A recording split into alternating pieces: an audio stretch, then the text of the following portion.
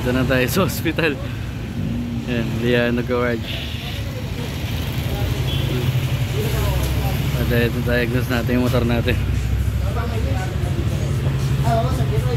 Ayan, George Tuning.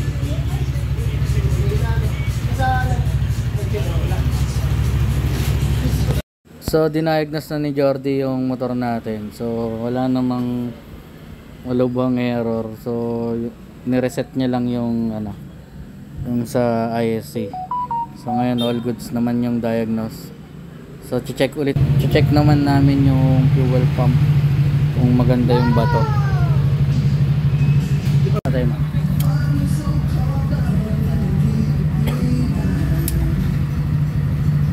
Biglang babasa.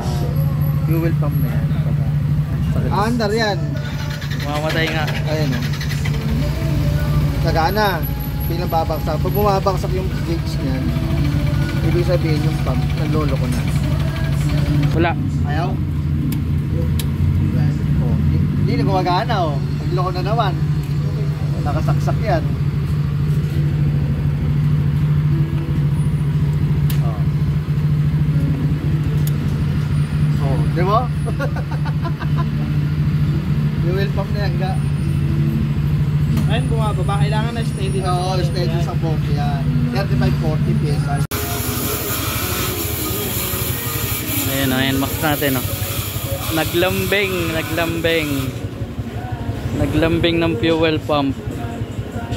Wait, ayan, ito yung fuel pump. Tapos after ng fuel pump, ayan, natin, palitan natin yung coolant, drain yung radiator coolant, papalitan natin para good condition na to ulit. So ayan, bili tayo ng genuine parts.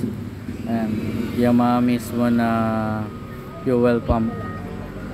Masakit pero okay lang naman. Personal use naman natin yung NMAX, kaya kailangan original din yung ipalit natin. Magastos lang at mahal. So ayan, bagong fuel pump. So kabit na natin.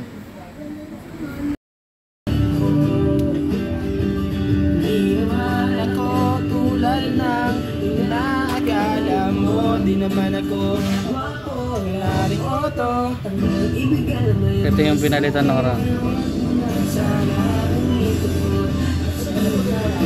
Pakoy. Traffic eh, so medyo traffic all day. Pwede na sa akin dyan, George ah. Oo, pwede na. Ako one way pa rin po.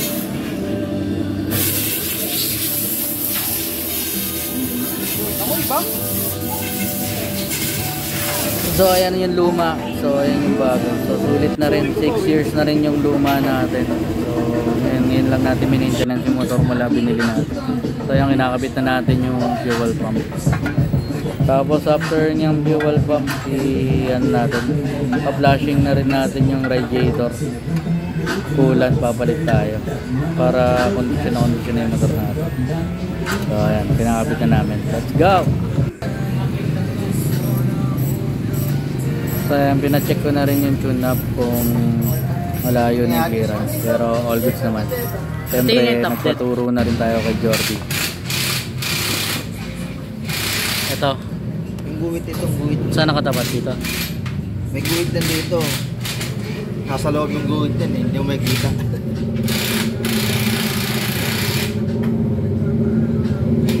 Andun na sa gitna na. Tapos itong apat na to itatapit mo dapat. Oo. Ito 20 exhaust. Oo, exhaust. Tapos 15 15 pero sa okay pa naman yung clearance niyan. Hindi ko nagagalawin. goods pa yung makina. No?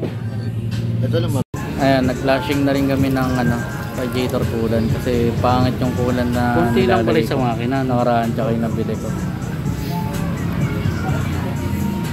Ayan, green na. Sige pa. Pero parang malabnob na, maputi pa eh.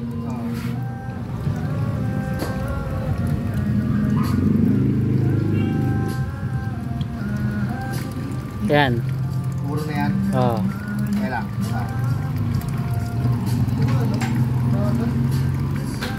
Sige, sarado mo na ka.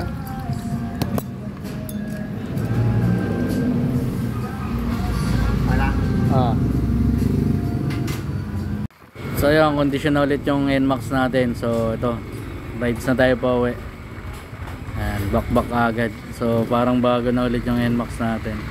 So yun, fuel pump naging sira. Tapos pina-PMS na rin natin. Syempre nagpaturo rin tayo kay Jordy para susunod tayo na lahat. So peace out, Pugatek. Salamat. Liano Garage and George Tuning.